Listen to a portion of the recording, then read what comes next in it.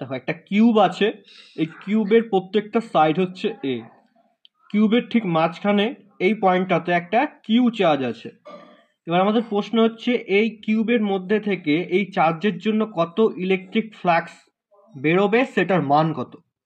দেখো আমরা গাউসের থিওরাম থেকে, গসের থিওরাম বা গাউস থিওরাম যাই বলো, ওই গাউসের থিওরাম থেকে এই ইলেকট্রিক ফিল্ড, এই কিউ চার্জটা কত ইলেকট্রিক ফিল্ড প্রডিউস করবে সেটা সহজেই বুঝতে পারি।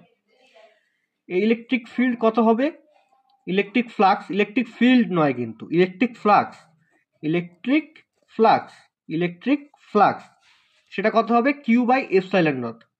দেখো এই সমীকরণে এই কিউবের কতটা দৈর্ঘ্য, কতটা আয়তন, ভর কিচ্ছু নির্ভর করে না।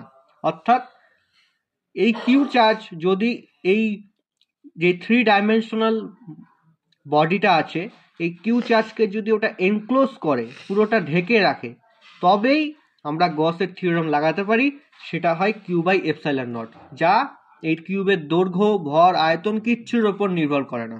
এখান থেকে আমরা গাউসের থিওরাম খুব সিম্পলভাবে বুঝতে পারি। ধন্যবাদ।